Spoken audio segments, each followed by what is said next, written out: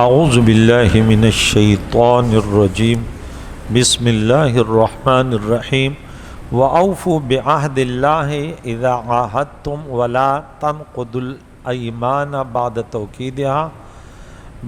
تَوْكِيدِهَا وَقَدْ جَعَلْتُمُ اللَّهَ عَلَيْكُمْ كَفِيلًا إِنَّ اللَّهَ يَعْلَمُ مَا تَفْعَلُونَ آمَنْتُ بِاللَّهِ صدق اللہ خالقنا العظیم۔ گزشتہ آیت نمبر 90 پر ہمارے 3 درس ہوئے،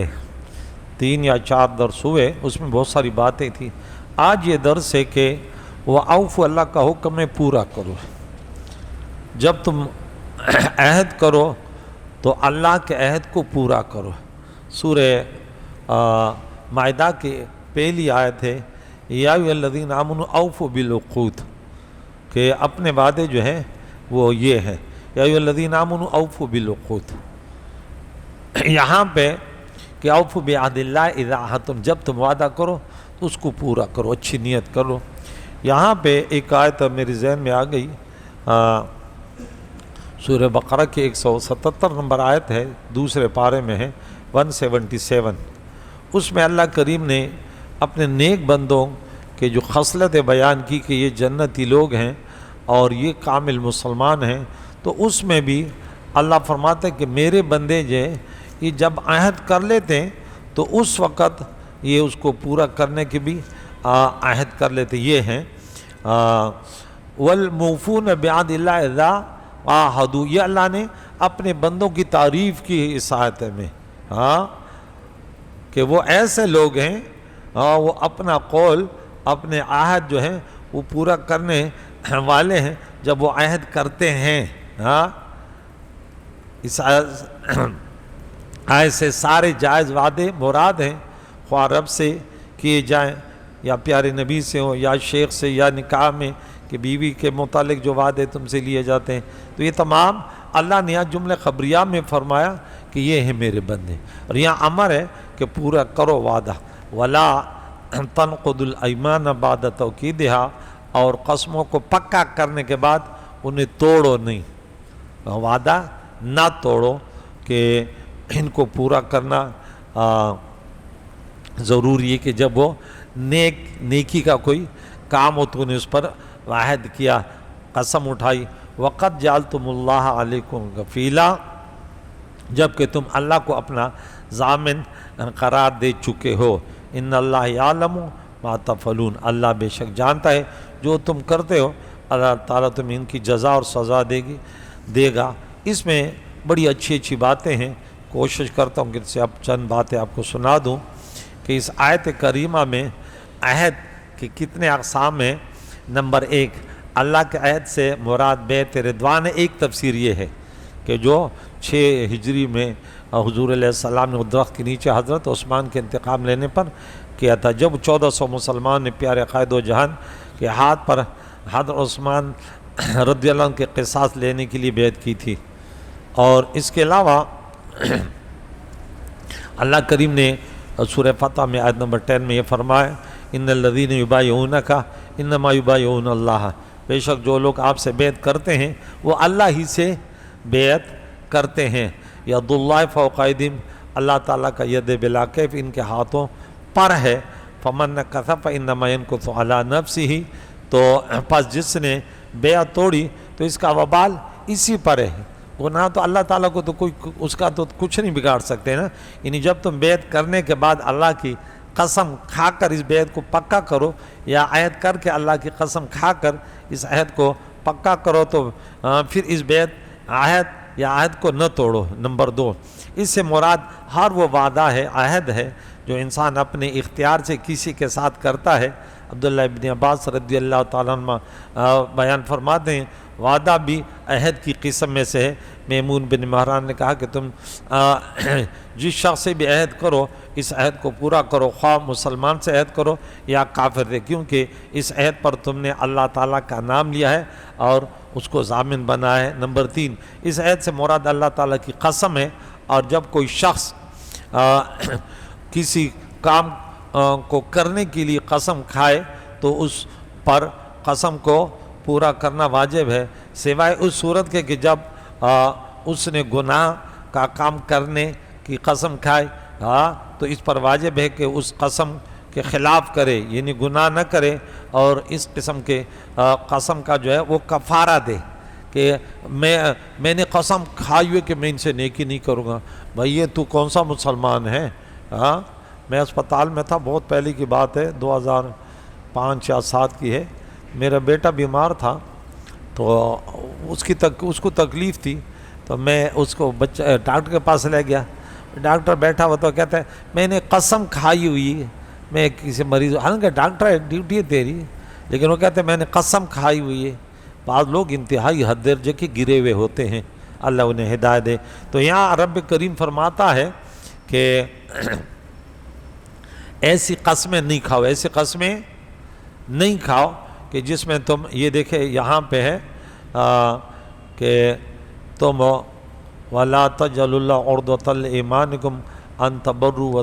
وَتَتَّقُوا وَتُصْلِحُوا، یہ 124 نمبر آیات غالباً یہاں پہ دیکھیں کہ اس قسم کی قسمیں نہ کھاؤ کہ ہم یہ نیکی نہیں کریں گے یا فلاں کے ساتھ بھلائی نہیں کریں گے، فلاں نے کام نہیں کریں گے، فلاں نے کام نہیں کریں، تو یہ قسمیں نہیں کہ وَلَا تَجْعَلُوا اللَّهَ عُرْضَةً لِأَيْمَانِكُمْ أَن تَبَرُّوا وَتَتَّقُوا وَتُصْلِحُوا بَيْنَ النَّاسِ وَاللَّهُ سَمِيعٌ عَلِيمٌ۔ یہاں اللہ فرماتا ہے اور اللہ کو اپنی قسموں کا نشانہ نہ بناؤ کہ احسان اور پرہیزگاری اور لوگوں میں صلح کرنے کی قسم کر لو کہ ہم یہ نہیں کریں گے، اور اللہ تعالیٰ سنتا جانتا ہے۔ تو اس قسم کے نہیں کرو کہ میں نے تو قسم کھائی ہے، میں تو نماز نہیں پڑھوں گا۔ بھائی یہ قسم توڑنا فرض ہے، اس کا کفارہ دو، اور اس کا کفارہ سورۃ نمبر 5 آیت نمبر 89 میں اس کا مکمل بیان موجود ہے۔ تو آگے اللہ کریم فرماتا ہے کہ عمر بن شعیب اپنے والد سے اور وہ اپنے دادا سے روایت کرتے ہیں کہ حضور علیہ السلام نے فرمایا جس چیز کا انسان مالک نہ ہو اس پر قسم نہ کھائے، اور نہ اللہ تعالیٰ کی نافرمانی کرنے پر قسم کھائے، اور نہ رشتہ داروں سے قطع تعلق کرنے پر۔ میں نے تو قسم کھائی ہے فلاں بھائی سے غمی خوشی نہیں کروں گا۔ بھائی آپ گناہ پر قسمیں کھا رہے ہیں، برباد کر رہے ہو اپنے آپ کو۔ اور جس شخص نے کسی کام کرنے کی قسم کھائی پھر اس نے غور کیا کہ اس کام کے خلاف کرنا اچھا ہے تو اس قسم کو توڑ ڈالے اور اس کا کفارہ ادا کرے۔ یہ ابو داؤد شریف حضور علیہ السلام سے یہ تمام حدیث روایت کفارے کے بارے میں ابو داؤد شریف ہے، نسائی میں ہے۔ عبدالرحمن بن سمرہ رضی اللہ بیان کر دیں گے مجھے پیارے قائد و جہان نے فرمایا اے عبدالرحمن بن سمرہ جب تم کسی کام پر قسم کھاؤ پھر تم سمجھو کہ اس کے خلاف کام بہتر ہے تو اس کام کو کر لو اور قسم کا کفارہ ادا کرو۔ یہ بھی ابو داؤد اور صحیح بخاری صحیح مسلم وغیرہ میں ہے۔ یا چوتھی قسم انہیں بتائی آیت سے مراد ہر وہ کام ہے جس کے تقاضے سے اس کو پورا کرنا واجب ہو، کیونکہ عقلی اور سمعی دلائل قسم کے پورے کرنے کے وجوب پر دلالت کرتے ہیں۔ اچھا یہاں پہ ایک اور بات ہے کہ کچھ معاہدے جس کو حلف الفضول کہتے ہیں، حضور علیہ السلام کے حیات طیبہ میں ایک بہت بڑا واقعہ ہوا تھا، تو اس پر کچھ لوگ ایسے بھی وعدے کا قسمیں کھاتے تھے کہ عصبیت پر، لسانیت پر، ظلم پر، ستم پر، تو گناہ کے کام پر معاہدے کرتے تھے جیسے غیر اسلامی لوگ تھے۔ تو اس کو اب یہاں پہ حضرت جبیر بن مطعم بیان کرتے ہیں کہ حضور علیہ السلام نے فرمایا اسلام میں حلف ایک دوسرے سے تعاون کا معاہدہ نہیں ہے۔ جس شخص نے زمانے جاہلیت میں حلف، حلف بھی کہتے ہیں، حلف قسم اور حلف معنی وہ قسم جو گناہ کے کاموں پہ کیا جائے، معاہدہ کیا تھا، اسلام نے اس کو اور پختہ کر دیا۔ حلف ٹھیک ہے، یعنی ہا اور لام کے زبر کے کا معنی ہے قسم کھانا، اور حلف ہا کے زیر اور لام پر جزم، حلف کا معنی ہے ایک دوسرے سے تعاون کا معاہدہ کرنا، ٹھیک ہے۔ حضرت انس بن مالک رضی اللہ عنہ بیان کرتے ہیں کہ پیارے قائد و جہان نے ہمارے گھر میں مہاجرین اور انصار کے درمیان حلف کرایا، یہ معاہدہ کرایا کہ آپس میں بھائی ہیں۔ حضرت انس رضی اللہ تعالیٰ سے کہا گیا یا رسول اللہ صلی اللہ علیہ وسلم، حضرت انس سے کہا گیا رسول اللہ صلی اللہ علیہ وسلم نے یہ نہیں فرمایا کہ اسلام میں حلف نہیں ہے۔ اس پر انہوں نے کہا حضور علیہ الصلاۃ والسلام نے ہمارے گھر میں 2 یا 3 بار حلف برداری یعنی یہ معاہدہ اور قوت قائم کی ہے، ابو داؤد وغیرہ میں ہیں۔ ان حدیثوں میں کہ حلف کا معنی ایک دوسرے کا بازو بننا، ایک دوسرے کی مدد کرنا اور ایک دوسرے کے ساتھ اتفاق سے رہنے کا معاہدہ کرنا۔ زمانہ جاہلیت میں 2 قبیلے یا 2 دوست معاہدہ کرتے تھے کہ وہ جنگ میں، لوٹ مار میں اور قتل و غارت گری میں ایک دوسرے کا ساتھ دیں گے۔ جب کوئی چوری کرنے جا رہے ہو قسم کھاؤ کہ نہیں بھاگو گے۔ بھائی اب کس کام پر چوری پر ڈکیتیوں پر قسمیں کھا رہے ہو؟ ہاں، خواہ وہ کہتے تھے خواہ وہ حق ہو یا باطل، اسلام نے اس کو منع کر دیا۔ حضور علیہ السلام نے فرمایا اسلام میں حلف نہیں ہے۔ یہ وہ مراد ہے کہ گناہ کے کاموں پر، عصبیت لسانیت کے کام پر، ٹھیک ہے۔ اور جن لوگوں نے زمانے جاہلیت میں یہ معاہدہ کیا تھا کہ وہ مل کر مظلوم کی مدد کریں گے، رشتہ داروں سے ملاپ رکھیں کے تعلق رکھیں گے، اس کے متعلق پیارے آقا دو جہان نے فرمایا زمانے جاہلیت میں جو حلف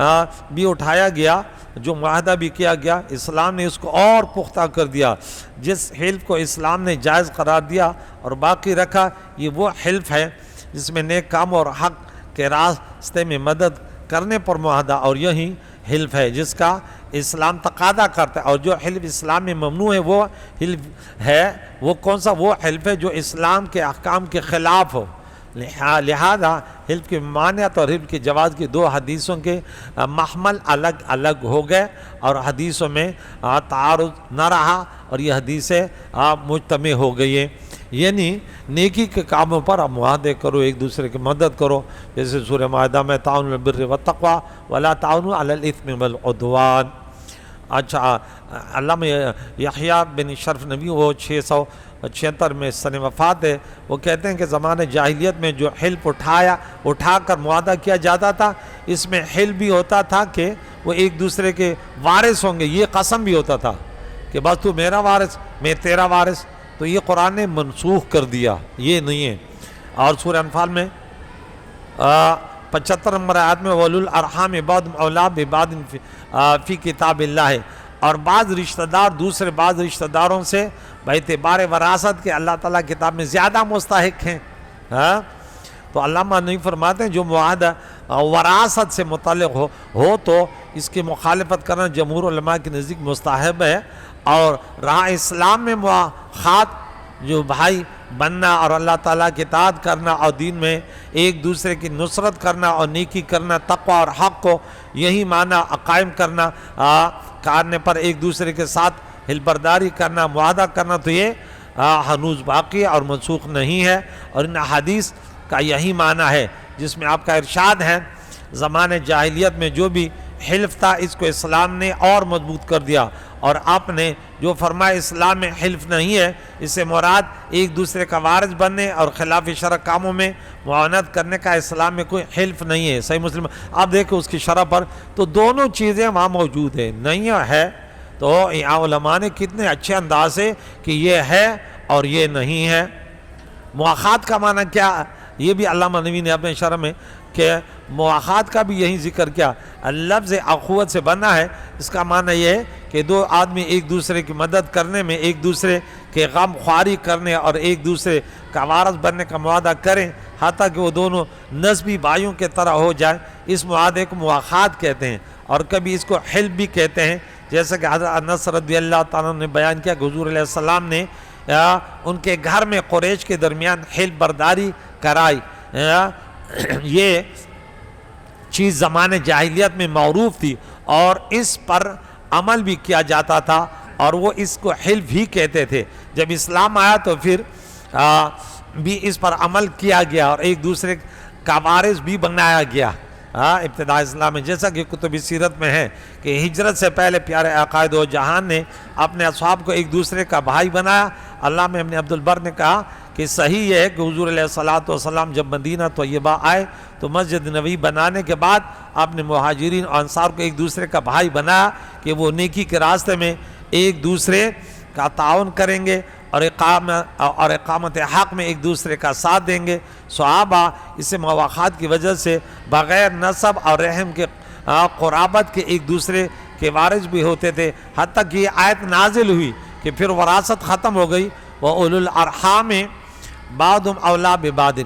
پھر حضور علیہ الصلوۃ نے حضرت علی بن ابی طالب رضی اللہ تعالیٰ عنہ کو اپنا بھائی بنایا اور فرمایا تم میرے بھائی اور میرے صاحب ہو، اور ایک روایت میں ہے کہ تم دنیا و آخرت میں میرے بھائی ہو۔ حضرت علی رضی اللہ تعالیٰ عنہ کہتے تھے کہ میں اللہ کا بندہ ہوں، پیارے آقا دو جان کا بھائی ہوں، اور مجھ سے پہلے کسی نے یہ نہیں کہا، اور جو میرے بات کہے گا وہ کذاب مفتری ہوگا۔ اور آپ نے حضرت ابوبکر اور حضرت خارجہ بن زید کو ایک دوسرے کا بھائی بنایا، اور حضرت عمر اور حضرت عثمان بن مالک کو اور حضرت عثمان اور حضرت اوس بن مالک کو ایک دوسرے کا بھائی بنایا۔ پھر ایک بہت بڑا واقعہ یہاں پہ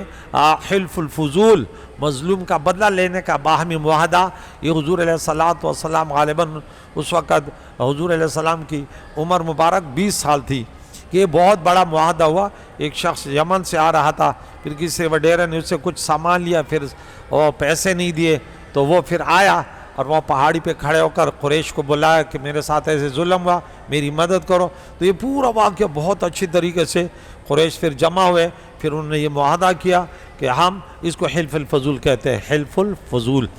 کہ ہم ہر مظلوم کی مدد کریں گے اور ظالم سے ان کا حق لیں گے۔ اور یہ پھر اس میں حضور علیہ السلام نے یہاں تک فرمایا کہ مجھے اگر سرخ اونٹنی دی جائے اس کے بدلے میں تو مجھے یہ قبول نہیں ہے، ہاں اس کے بدلے میں کہ ایسے مضبوط معاہدہ تھا، ٹھیک ہے نا۔ تو یہ معاہدے یہ اچھے ہیں، اس میں کوئی وہ نہیں ہے کہ نیکی کے کام پہ، کہ قرآن خود کہتے ہیں وَلِمَنْ تَصَرَّ بَعْدَ ظُلْمِ فَأُولَٰئِکَ مَعَ الْمُنْ سَبِیلٌ، اور جو شخص اپنے مظلوم ہونے کے بعد بدلہ لے تو اس پر کوئی گرفت نہیں ہے۔ تو یہ ایک شریعت میں ہے، گرفت کی گنجائش تو صرف ان لوگوں پر ہے جو لوگوں پر ظلم کرتے ہیں اور زمین میں ناحق سرکشی کرتے ہیں، ان کے لیے دردناک عذاب ہے۔ تو اللہ کے نبی علیہ السلام نے اس معاہدے میں خود شرکت کی اور پھر یہ بھی فرمایا، یہ وہ حدیث ہے کہ میں بھی اس موقع پر تھا، اور اگر اس تقریب میں شرکت کے بدلے مجھے سرخ اونٹ بھی دیے جاتے تو مجھے پسند نہ تھا، اور اگر زمانہ اسلام میں بھی مجھے اس تقریب میں شرکت کی دعوت دی جاتی تو میں اس کو قبول کر لیتا۔ تو آج بھی اگر قبائل میں کہیں بھی دین اسلام کے ترویج و تبلیغ کے لیے اور مسلمان مظلوموں کی مدد کے لیے، ظالموں سے مظلوم کی مدد لینے کے لیے اس پر اگر یہ حلف کیا جائے، یہ معاہدے کیے جائیں تو صحیح ہے، لیکن عصبیت پر، لسانیت پر کہ ہم یہ قوم ہیں، اس شہر میں رہتے ہیں، دوسرے زبان والوں کو ذلیل کریں گے، یعنی عصبیت، لسانیت جن پر خدا کی لعنت ہے، اور اس عصبیت پر مر گئے تو جہنم میں جائیں گے، تو اس کو حضور نے منع کیا۔ اور اس کو حضور علیہ السلام نے، ہم چونکہ مسلمان بھائی ہیں، جب آپ کو کوئی نظر آ جائے تو کلمہ گو ہے تو بولا میرا بھائی ہے، ٹھیک ہے نا، یہ نہیں بولنا یہ ہمارا غیر ہے۔ بھائی آپ غیر کہو گے اپنے ایمان کو خطرے میں ڈالو گے۔ تو اس آیت مقدسہ میں آج ہم نے پڑھا کہ اللہ کریم نے فرمایا، ایک مرتبہ اس کا ترجمہ پھر کر دوں کہ وَأَوْفُوا بِعَهْدِ اللَّهِ، اللہ تعالیٰ سے جو وعدے کیے جب کرتے ہو تو اس کو پورا کرو، اور ان کو اس کے پختہ ہونے کے بعد نہ توڑو، بے شک تم اللہ تعالیٰ کو اس پر اپنا ضامن بنا چکے ہو، بے شک اللہ جانتے ہے، تم نہیں جانتا ہے۔ بولے اس عورت کی طرح جو پھر یہ کل پڑھیں گے نا، جو سوت جو ہے نا وہ تھوڑی دماغ کی کمزور تھی، وہ سوت مضبوط کاٹنے کے بعد اس کو جو ہے غزل من بعد قوت انکاسا، ان کی کچھ لونڈیاں بھی تھی، مکے میں ایک عورت تھی، وہ سوت سوتے اور بناتے، پھر دوپہر کے یا عصر کے ٹائم پھر اس کو ٹکڑے ٹکڑے کہتی کر دیتی۔ اللہ فرماتے اس عورت جیسے نہیں ہو اور اپنے وعدوں کو پورا کرو۔ تو ہم کلمہ پڑھتے، اس میں بہت سارے وعدے ہوتے ہیں، ہمیں حضور علیہ السلام سے کتنے وعدے ہیں، تو اس میں ایک یہ ہے کہ ہم حضور علیہ السلام کے ذات بابرکات پر جو ہے غیرت کریں گے، گستاخوں کے ساتھ کوئی تعلق نہیں رکھیں گے، کسی طریقے سے ہمارے دنیاوی مفاد بھی ہوں جیسے اسرائیل سے، کیونکہ ہمارے دین میں یہ ہے کہ وہ ہمارے ویسے بھی دشمن ہیں، اوپر اس کے کہ وہ پھر کس قدر مسلمانوں پر ظلم کر رہے ہیں، پھر بھی کوئی ان سے خرید و فروخت تعلقات رکھے تو یہ اس قرآن پاک کی تعلیمات کے خلاف ہے. اور جو روشن خیال مسلمان ہیں ان کے محلے میں تو قادیانی بھی رہتے ہیں, ان سے بھی یہ خبیث مسلمان مسکرا کے ملتے ہیں. انہیں غیرت نہیں آتی بھائی کہ تم نبی کے بعد سامنے کیسے جاؤ گے, اس نبی کا کلمہ کیسے پڑھا, تیری عزت پر کوئی ہاتھ اٹھاتا ہے تمہارا دل نہیں چاہتا کہ اس کے ساتھ بات کریں. اور رسول اللہ علیہ وسلم خاتم النبیین ہے, اس شریعت پر, اس دین اسلام پر کوئی حملہ کرے تو مسکراتے اس سے ملتے ہو. کریم مولا سے دعا ہے اس قرآن مجید کے تعلیمات سے ہم سب کو بہرامند فرمائے, مسلمانوں کے درمیان اتحاد اتفاق ہو, بڑوں کی تعظیم چھوٹوں پر شفقت, علماء کے ساتھ بیٹھ کر اپنے دین اسلام کو سیکھ اور اس پر عمل کر کے پھر اپنے نسلوں تک اس پیغام کو پہنچانے کی اللہ توفیق عطا فرمائے. وصلی اللہ محمد و صحبہ اجمعین برحمتک.